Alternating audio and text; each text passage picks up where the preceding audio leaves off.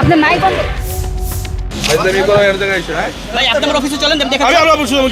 রাজধানীতে হঠাৎই দেখা যাচ্ছে এক ভিন্ন ধর্মী চক্র। লোভনীয় সব অফারের আড়ালে কাটছে সাধারণ মানুষের পকেট। বিজয়নগর এলাকার ফুটপাতে মিলল তেমনই এক চক্রের দেখা। একটি কার্ডের মাধ্যমে হাসপাতাল, রেস্টুরেন্ট, কোচিং, বাসের টিকিট সহ বিভিন্ন প্রতিষ্ঠানে মিলবে বিশেষ ছাড় এবং নানান সুবিধা। এমন মিষ্টি কথার ফাঁদে পা দিচ্ছেন অনেকেই। 4-5 মায়া আর 2-3 জন পোলা মানুষ মানুষের আটকে খালি একটা অ্যাপসেতে ঢুকাই দেন বিকাশতে কি করলো কিছু বুঝতাম না। আর ডাহারাই বোঝে আমরা কিছুই বুঝি নিয়েছি। হ্যাঁ, বিকাশ রেখেতে নাই ডাইরেক্ট। আমি প্রতিবন্ধী মানুষ, আমারে বলতেছে আপনি ওষুধ 4000 টাকা 4800 টাকা ক্যাশব্যাক পাবেন। আর হলো প্রত্যেক মাসে আমি যদি ওষুধের রিসিট দেখাইতে পারি 200 টাকা করে দেবে। তা আমি 200 টাকা করে মানে 2300 টাকা জমা রাখছি। আমারে কয় আপনার 4800 টাকা ক্যাশব্যাক আসবে। আবার এসে দেখলাম এখানে একই অবস্থা।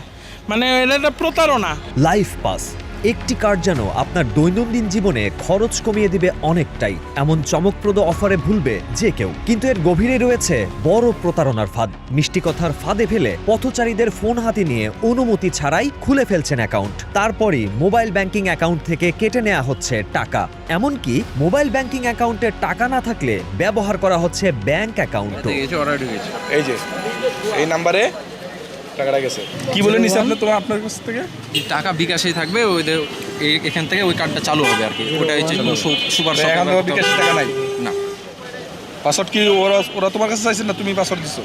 ওরাই। আমি তো এনে উনি করে দিছি আমাকে, কিন্তু আমাকে এটা না জানায় প্রবলেমটা আমার এই জায়গায় হয়েছে। উনি আমাকে মোবাইল যেমন টিপ দিচ্ছে, উনি যেটাতে এরকম হবে এটা আমার বলেন। আমার যে টাকা আছে দেখা, যদি টাকা শূন্য থাকতো তাহলে তার এটা হতো না। ভুক্তভোগীদের এমন অভিযোগ যাচাই করতে আমরাও সেখানে পথচারী হিসেবে যাই। শুরু হয় আমাদেরকেও একই পদ্ধতিতে অ্যাকাউন্ট খোলানোর চেষ্টা।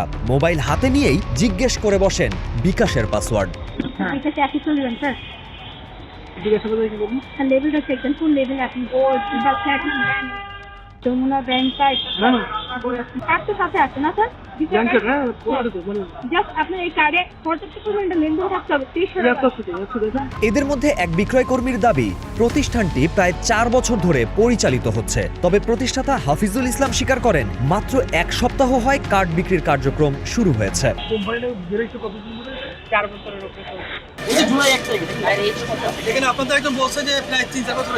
না কেউ বলবে না 1 বছর এটা না সুযোগই নেই। আমার বছর হইছে এটা বছর।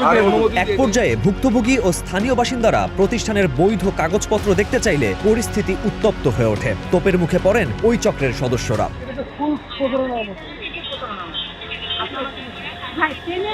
না, এক সপ্তাহে আমরা দেখলাম কাজটা কিভাবে করে, কাজটা আমরা করতে পারবো কিনা, কারণ সাধারণত বাইরে দায়িত্ব হয়, দাঁড়ায় কাজ করতে হয়, এটা করতে পারবো কিনা, এই জন্য আর কি অ্যাটাচে রাখছে যে দেখো তুমি পারবে কিনা। যদি মনে হয় পারবা তাহলে কাজটা করবো, না পারলে নাই। না ভাই, এখন না, একটা মানুষকে কনভিন্স করতে তো সহজ না, তো একটা মানুষকে দাঁড় করানো তো আমাদের শিখতে হয়। তো আমি দেখলাম কীভাবে কথা বলো, হয়তো ডাক দিচ্ছে ভাই একটু কথা বলি, বলছে বলবে না, চলে গেছে। শিক্ষা, চিকিৎসার মতো বিভিন্ন ক্ষেত্রে ব্যয়বহন আমাদের সমাজের মধ্যবিত্তদের কাঁধে বোঝা হিসেবে চাপে। আর সেই বোঝার ভারে এমন লোভনীয় ফাঁদ হয়ে ওঠে কাল। সরল মনের এসব মানুষরা তাই চান এসব প্রতিষ্ঠানের কাজ যেমন প্রশাসনিক তদারকির আওতায় আসা দরকার, তেমনি দরকার দৃষ্টান্তমূলক শাস্তির ব্যবস্থা, যেন শাস্তি দেখেই আর কেউ এমন ফাঁদ পাতার সাহস না করেন। পুরো প্রতারণা করে জনগণের সাথে, ঠিক আছে? প্রতারণা করে, আমি এটা ধরছিলাম, এই যে কার্ড দিয়ে প্রতারণা করে, এখন পুরোটি প্রতারণা। ইয়াসিন আরাফাতের তথ্যচিত্রে মাহফুজা রেফিন, গ্রিন টিভি ডিজিটাল। তো ভিডিও আমাকে করেন, আমি সিনিয়র অফিসে বলেন আমাকে।